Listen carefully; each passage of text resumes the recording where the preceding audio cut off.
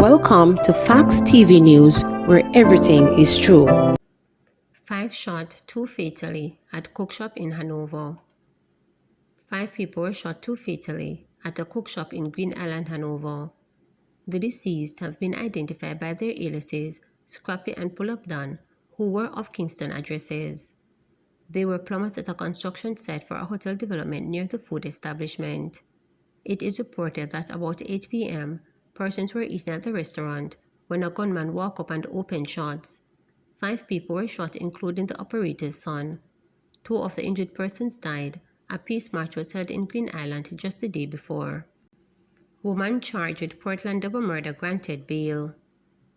The Portland businesswoman accused of orchestrating the murders of a pregnant woman and a man in May was offered $4 million bail when she appeared in the Portland Parish Court.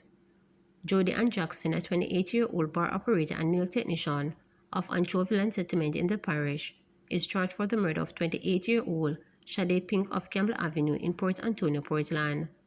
The mother of 3 is also charged with the murder of 23-year-old Keena James of Johnstown District, who was also killed in the shooting attack on May 24 along Campbell Avenue. It is alleged that Jackson rented a car, drove it to where the pregnant woman was located, and pointed her out to the shooter. The accused was granted bail after her new attorney, Courtney Rowe, made a bail application before Parish Judge Tanel Beecher. Jackson was previously denied bail twice. The court was told that Jackson gave a statement in the presence of her former attorney in which she shared certain incriminating details regarding her involvement in the murder. But Rowe argued that his client was not in the right frame of mind when she made the statement, as she had just given birth and did not know the whereabouts of her newborn. Despite the prosecution's objection, Jackson was subsequently offered bail on condition that she reports 5 times per week to the Claremont police station and surrender her travel documents. Additionally, Jackson was ordered not to interfere with the witnesses and to avoid the parish unless she is attending court. According to the police, about 11 p.m. on May 24, Pink and James were among persons playing dominoes when Jackson drove a Toyota Fila motor car to the area. A man exited the car and opened gunfire at them. Pink, who was about 9 months pregnant, was reportedly shot in the head twice. Both were assisted to hospital, where they were pronounced dead. An investigation was launched, and Jackson was taken into custody. She was subsequently charged on May 29. Attorney Celia Black is also representing Jackson. LMAG condemns rape, killing of 15-year-old girl in Trelawny home invasion.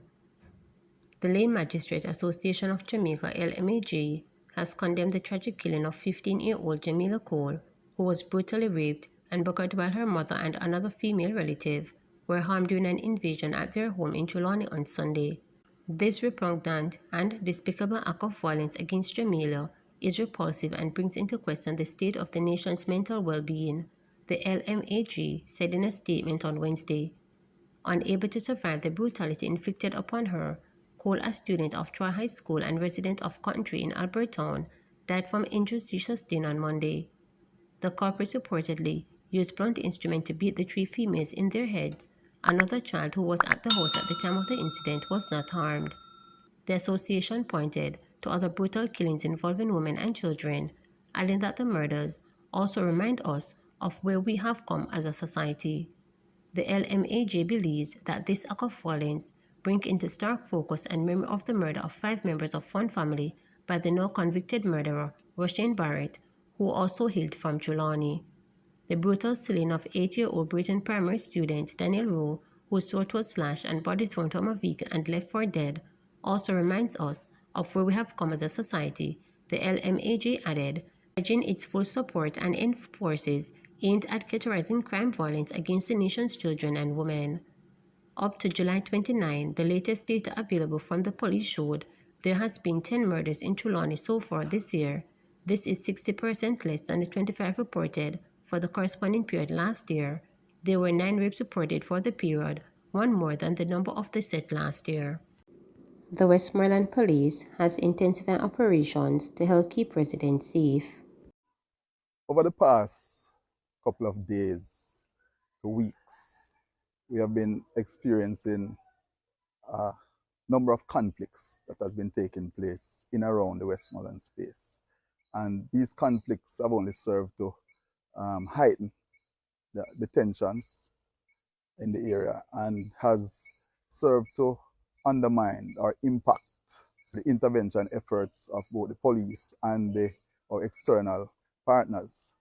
So over the last couple of days, we have been conducting a number of operations in and around the parish.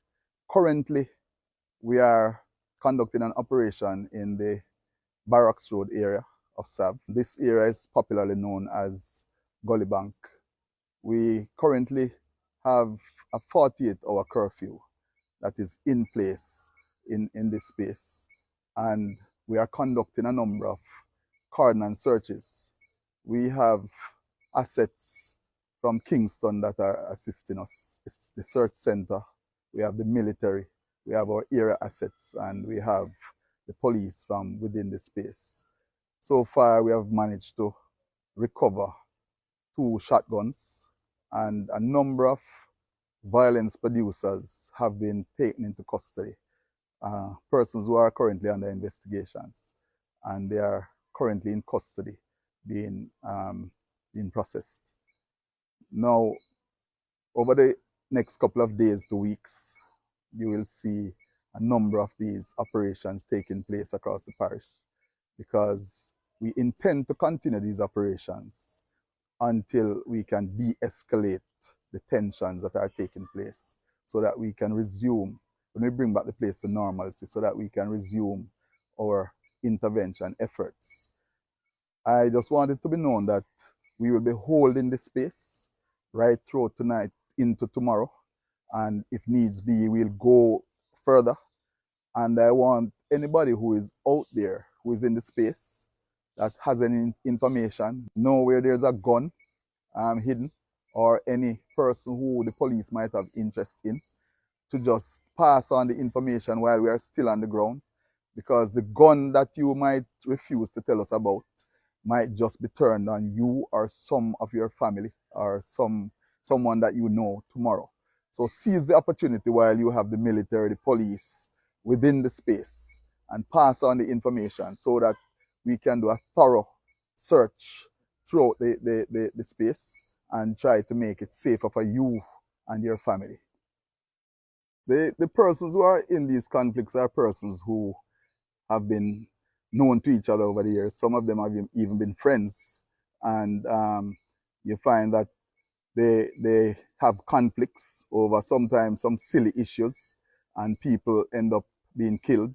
And when somebody is killed, you know, there's gonna be somebody to be killed. So we have reprisals and we have counter reprisals, and these conflicts continue.